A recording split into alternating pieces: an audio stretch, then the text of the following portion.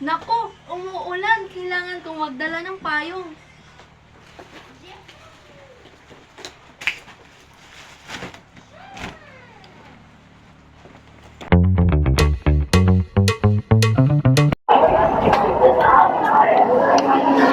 Ala, bakit ang init?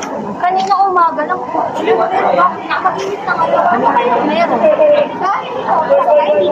Climate change? Ano nga ba ang climate change? Ang climate change ay isang malaking hamon na kinakaharap ng ating planeta. Tumutukoy ito sa pangmatagalang pagbabago sa mga pattern ng panahon sa buong mundo. Ito ay maaaring magsama ng pagtaas ng temperatura, pagbabago sa mga pattern ng pag-ulan, taas ng antas ng dagat, at mas matinding mga pangyayari sa panahon. Ang isang mahalagang aspeto ng climate change ay ang global warming o ang pangkalahatang pagtaas ng temperatura ng mundo na nagdudulot ng mas malaking epekto sa kapaligiran. Ang pangunahing sanhi ng climate change ay ang pagtaas ng mga greenhouse gases sa atmosphere na nagreresulta sa pag-trap ng init mula sa araw. Greenhouse gases na ito ay nagmumula sa mga aktibidad ng tao tulad ng pagsusunog ng fossil fuels, deforestation at industrialisasyon. Ang climate change ay malaking epekto sa ating planeta at sa ating mga buhay. Ang ilan sa mga epekto nito ay ang pagtaas ng antas ng dagat.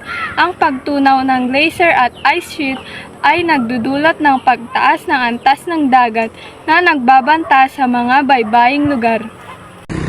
Ang pangalawa naman ay ang matinding mga pangyayari sa panahon na ito.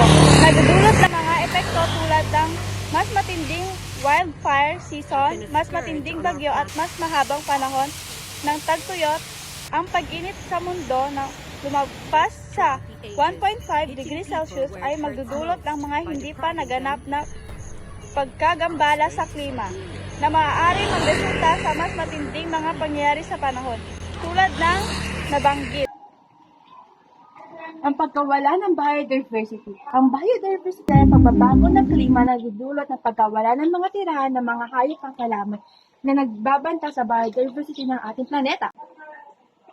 Kung ang climate change ay may mga epekto, ang global warming naman ay meron, katulad na lang ng una, paglaki ng antas ng karagatan dahil sa natunaw na yelo. Ang pangalawa, pagdagsa ng mga maraming bagyo. At ang pangatlo, pagkamatay ng mga hayop at mga halaman. At ang panghuli, pagkalat at pagkakaroon ng mga panibagong sakit dulot ng matinding init. Ngunit, papaano nga ba natin maiiwasan o ano ang ating mga gagawin upang maiwasan ang global warming o climate change? So, nandito tayo ngayon upang mag-interview kung paano nga ba natin to maiiwasan. Yes po? Pwede po ba kitang matanong? Yes po. Interview po kung paano ba natin maiiwasan ang global warming climate change sa ating mundo.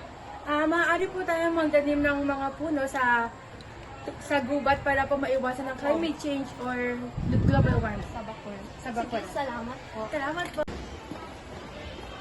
Ate, pwede po ba kitang matanong? Tungkol saan po? O kung paano po natin maiiwasan ang climate change or global warming? Masan po natin magkalat sa ating kapaligiran at gawin po natin mag-aris natin at bakura. Salamat po. Ate, pwede po ba kitang mag-interview? Ano yun? Kung paano po natin maiiwasan ang climate change o global warming? Huwag magsunog ng mga plastic. Salamat po. Base sa mga sagot ng ating na-interview kanina, ilan lang ang mga ito sa mga halimbawa upang maiwasan natin ang global warming at climate change. Ngunit, marami pang iba upang maiwasan ito.